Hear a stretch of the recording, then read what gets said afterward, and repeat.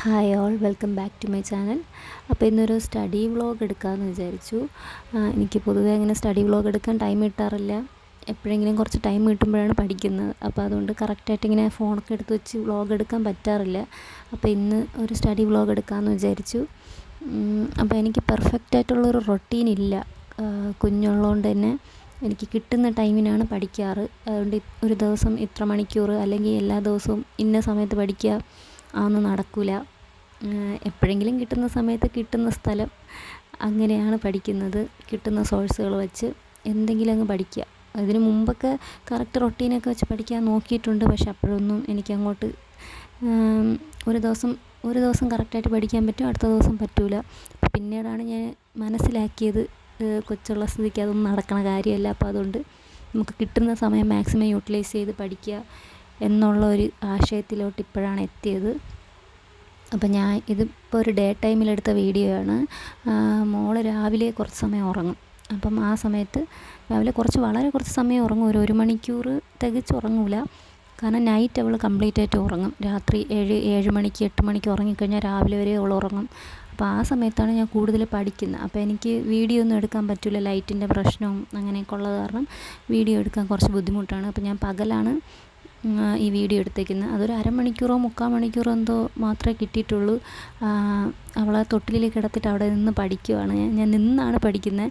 കാരണം ഞാൻ റിവിഷൻ ചെയ്യുമായിരുന്നു തലേദിവസം പഠിച്ച ടോപ്പിക്ക്. അപ്പം ഇരുന്ന് പഠിക്കുകയാണെങ്കിൽ ഞാൻ കുറച്ച് സ്ലോ ആവും. അപ്പോൾ അതുകൊണ്ട് നിന്ന് പഠിക്കുകയാണ്. നിന്ന് പഠിക്കുമ്പം ആ റിവിഷൻ ആണെന്നുള്ള ഒരു എഫക്റ്റ് മൈൻഡിൽ വരും. സ്പീഡിൽ പഠിക്കും. അപ്പോൾ അങ്ങനെ അവിടെ ഇങ്ങനെ പഠിച്ചതൊക്കെ ഇങ്ങനെ ഓർമ്മിച്ച് പറഞ്ഞ് എനിക്കിങ്ങനെ പഠിപ്പിക്കും പോലെ പറയുമ്പോഴാണ്, എല്ലാവർക്കും എങ്ങനെയാണെന്ന് എനിക്കറിയാം, പഠിപ്പിക്കുന്നത് പോലെ ഇങ്ങനെ പറയുമ്പോഴാണ് എനിക്ക് പെട്ടെന്ന് മൈൻഡിലോട്ട് കയറുന്നത്. അപ്പോൾ അങ്ങനെ ഞാൻ ചുവരിലോട്ട് നോക്കി ഇങ്ങനെ പഠിപ്പിച്ച് പഠിക്കുകയാണ്. എൻ്റെ ടേബിളൊന്നും അത്ര ക്ലീനും അത്ര ഫ്രഷൊന്നും അല്ല. കാരണം കുഞ്ഞിൻ്റെ സാധനങ്ങൾ പിന്നെ എൻ്റെ സാധനങ്ങളെല്ലാം ഉള്ള ടേബിളാണ്. കുഞ്ഞിൻ്റെ കളിപ്പാട്ടം എല്ലാം ആ ടേബിളിൽ തന്നെ ഉണ്ട്. എനിക്കെല്ലാം എല്ലാം മാറ്റി റെഡിയാക്കി വെച്ചിട്ടിരുന്ന് പഠിക്കാനുള്ള സമയമില്ല. എല്ലാം റെഡിയാക്കി വയ്ക്കുമ്പോഴത്തേക്കും ഒന്നുകിൽ അവൾ ഉണരും. അവൾ കിടക്കുന്ന അതേ മുറിയിൽ തന്നെയാണ് ഞാൻ ഇരുന്ന് പഠിക്കുന്നതും കൂടെ. അപ്പോൾ അതുകൊണ്ട് എനിക്ക് അധികം ബഹളം വയ്ക്കാനും പറ്റില്ല. അങ്ങനത്തെ ഒരവസ്ഥയാണ്. അപ്പോൾ അതുകൊണ്ട് എല്ലാം അവിടെ തന്നെ ഇട്ടിട്ട് അവിടെ തന്നെ നിന്ന് പഠിക്കുകയാണ്. കാരണം എപ്പോൾ വേണോ അവൾ ഉണരും.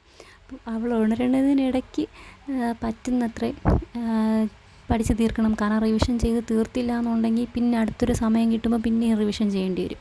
അപ്പോൾ അതുകൊണ്ട് അങ്ങനെ നിന്ന് റിവിഷൻ ചെയ്യുകയാണ്. കുറച്ച് സ്റ്റിക്കി നോട്ട്സൊക്കെ ഞാൻ എടുത്തു വച്ചിട്ടുണ്ടായിരുന്നു. ഇതൊന്നും ഇപ്പോൾ വാങ്ങിയതല്ല.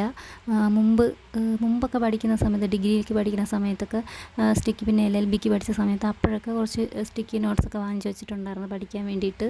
പഠിക്കുമ്പോഴൊക്കെ എഴുതി ഒട്ടിച്ച് വയ്ക്കുമായിരുന്നു. പിന്നെ ഇങ്ങനത്തെ സാധനങ്ങളൊന്നും വാങ്ങിക്കാറില്ല. പിന്നെ കുഞ്ഞിന് ഓരോ സാധനങ്ങളൊക്കെ വാങ്ങിച്ചു തുടങ്ങിയതിന് ശേഷം ഞാൻ ഇങ്ങനത്തെ ഒരു സാധനം വാങ്ങിക്കാറില്ല. കാരണം എനിക്ക് സ്റ്റേഷനറി സാധനങ്ങൾ വലിയ ഇഷ്ടമായിരുന്നു. പക്ഷെ അതൊക്കെ വാങ്ങിച്ച് കാശ് ഒരുപാട് വേസ്റ്റ് ആവുന്നുണ്ടെന്നുള്ള മനസ്സിലായി. കാരണം കൊച്ചിനുള്ള സാധനങ്ങളൊക്കെ ഭയങ്കര വിലയാണ്. ആ പൈസ ഉണ്ടെങ്കിൽ ഒരു ഡയപ്പർ വാങ്ങിക്കാമല്ലോ എന്ന് വിചാരിക്കും. അപ്പം അതുകൊണ്ട് ഇങ്ങനത്തെ സാധനങ്ങളൊന്നും വാങ്ങിക്കാറില്ല. അപ്പോൾ ഇത് എൻ്റെ പഴയ ഏതോ ഒരു സ്റ്റിക്കി നോട്ട് കിടന്നതാണ്. അതിങ്ങനെ ബുക്കൊക്കെ അടുക്കി വെച്ച സമയത്ത് കിട്ടി. അങ്ങനെ അതെടുത്ത് വച്ചിരിക്കുകയാണ്. എന്തെങ്കിലുമൊക്കെ ഒന്ന് എഴുതിയൊക്കെ ഒട്ടിച്ച് നോക്കാം, മൈൻഡിൽ നിൽക്കുമല്ലോ എന്നൊക്കെ പറഞ്ഞിട്ട് അങ്ങനെ എഴുതുവാണ്.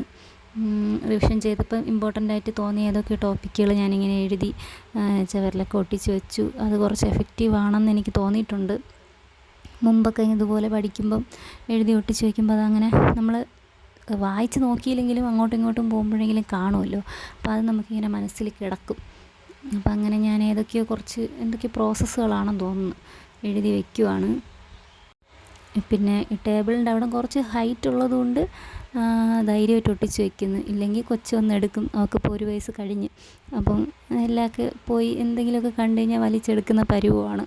അപ്പോൾ അതുകൊണ്ട് ഇത് പേടിക്കണ്ട, കുറച്ച് മുകളിലാണ്. അങ്ങനെ അവിടെ എഴുതി ഒട്ടിക്കാമെന്ന് വിചാരിച്ചു. പിന്നെ ഞാൻ ഉപയോഗിക്കുന്ന സോഴ്സുകൾ ഏതൊക്കെയാണെന്നൊക്കെ കുറച്ച് കമൻറ്റ് വന്നിട്ടുണ്ടായിരുന്നു. ഞാൻ നമ്മുടെ ഡിഗ്രിക്ക് കെമിസ്ട്രി ആയിരുന്നല്ലോ. അപ്പോൾ അതിൻ്റെ കുറച്ച് ടെക്സ്റ്റുകളുണ്ടല്ലോ. അതിൽ ഏകദേശം എല്ലാ ടോപ്പിക്കുകളും കവറായിട്ടുണ്ട്. പിന്നെ നമ്മൾ തപ്പി പിടിച്ചെടുക്കണം എന്നേ ഉള്ളൂ. കാരണം നമുക്ക് ഈ എക്സാമിനുള്ള സിലബസ് ഫുള്ളും ഡിഗ്രി ബേസാണ്. ഡിഗ്രിക്ക് നമ്മൾ കെമിസ്ട്രിക്ക് പഠിച്ചിട്ടുള്ള സിലബസ് ഫുള്ളായിട്ട് കവർ ചെയ്തിട്ടുണ്ടെന്നാണ് എനിക്ക് തോന്നുന്നത്. അപ്പം അതാണ് ഞാൻ കൂടുതലും നോക്കുന്നത്. പിന്നെ ഗൂഗിളിൽ നിന്നൊക്കെ പ്രീവിയസ് ക്വസ്റ്റ്യൻസൊക്കെ തപ്പിയെടുക്കും, യൂട്യൂബിൽ നിന്ന് തന്നെ തപ്പിയെടുക്കും. അങ്ങനെയാണ് ഞാൻ പെയ്ഡ് ക്ലാസ്സിന് ചേർന്നിട്ടുണ്ടെങ്കിലും എനിക്ക് ചില സമയത്തൊന്നും ടൈം കറക്റ്റായിട്ട് കിട്ടത്തില്ല. അപ്പോഴൊക്കെ അതുകൊണ്ട് ഞാൻ കൂടുതൽ സെൽഫ് സ്റ്റഡി തന്നെയാണ് ചെയ്യുന്നത്. എന്ന് വെച്ചാൽ ഓരോ ടോപ്പിക്കും ഞാൻ സെൽഫ് സ്റ്റഡി ചെയ്ത ശേഷമാണ് പിന്നീടാണ് ഞാൻ ക്ലാസ് കേൾക്കുന്നത്. കാരണം ക്ലാസ് എനിക്ക് കംപ്ലീറ്റ് കേൾക്കാൻ പലപ്പോഴും സമയം കിട്ടാറില്ല. അപ്പോൾ അതുകൊണ്ട് ഞാൻ കൂടുതൽ സെൽഫ് സ്റ്റഡിയാണ് ചെയ്യുന്നത്. സെൽഫ് സ്റ്റഡി ചെയ്ത് പിന്നീട് സമയം ഉണ്ടെങ്കിൽ മാത്രമേ ഞാൻ ക്ലാസ് കേൾക്കാറുള്ളൂ. പക്ഷേ ക്ലാസ്സൊക്കെ നമുക്ക് എഫക്റ്റീവ് തന്നെയാണ്. പിന്നെ ഞാൻ സെൽഫായിട്ട് തന്നെ നോട്ടൊക്കെ പ്രിപ്പയർ ചെയ്ത് അങ്ങനെയാണ് പഠിക്കാൻ ശ്രമിക്കുന്നത്.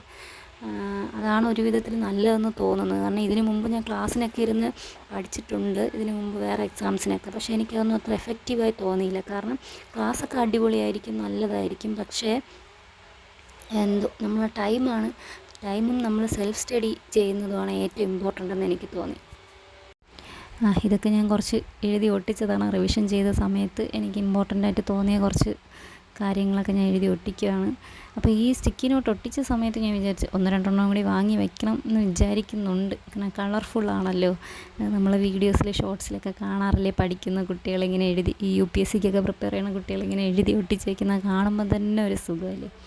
അതേപോലെയൊക്കെ ഒന്ന് പഠിക്കണം.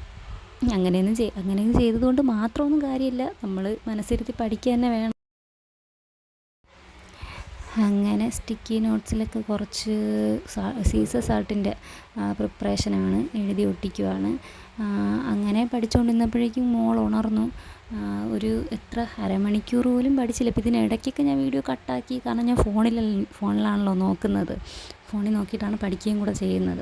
പിന്നെ ഞാൻ ChatGPT കൂടെ കുറച്ച് ഉപയോഗിക്കാറുണ്ട്. ചില ടോപ്പിക്കുകളൊക്കെ മനസ്സിലാവാതെയൊക്കെ വരുമ്പോൾ ChatGPT നോക്കുമ്പം ചിലപ്പോൾ സിമ്പിൾ വേർഡ്സിലൊക്കെ കിടക്കും. പിന്നെ അതിൽ തന്നെ PSC മോഡൽ ക്വസ്റ്റ്യൻസ് എന്നൊക്കെ അടിച്ച് ചുമ്മാ നോക്കും. അപ്പോൾ എന്തെങ്കിലുമൊക്കെ ക്വസ്റ്റ്യൻസ് കിട്ടുമല്ലോ നമുക്കൊന്ന് വർക്കൗട്ട് ചെയ്യാൻ വേണ്ടിയിട്ട്. അങ്ങനെ അപ്പം ഇത് കുറച്ച് നേരം കൂടി കഴിഞ്ഞപ്പോഴേക്കും മോൾ ഉണർന്നു. പിന്നെ മോർണിംഗിലെ സ്റ്റഡി തീർന്നു. പിന്നെ ഞാൻ നൈറ്റാണ് പഠിച്ചത്. നൈറ്റ് പിന്നെ ഇതിൻ്റെ ബാക്കി റിവിഷൻ ചെയ്തിട്ട് അടുത്ത ടോപ്പിക്കിലോട്ട് കടന്നു. അപ്പോൾ ഇത്രയൊക്കെ ഉള്ളൂ. ഇതൊക്കെയാണ് എൻ്റെ സ്റ്റഡി വ്ളോഗ്. ഇത് ഒരു കയ്യിൽ ഫോൺ വെച്ചിട്ടാണ് മറ്റേ കൈ അഭ്യാസം. അതാണ് ഇത്രയും ടൈം എടുക്കുന്നത്. ഇങ്ങനെ കഷ്ടപ്പെട്ടാണ് വ്ളോഗ് എടുക്കുന്നത്. അപ്പോൾ എല്ലാവരും സപ്പോർട്ട് ചെയ്യണം. ഇഷ്ടപ്പെട്ടാൽ ലൈക്ക് ചെയ്യുക, ഷെയർ ചെയ്യുക, സബ്സ്ക്രൈബ് ചെയ്യുക.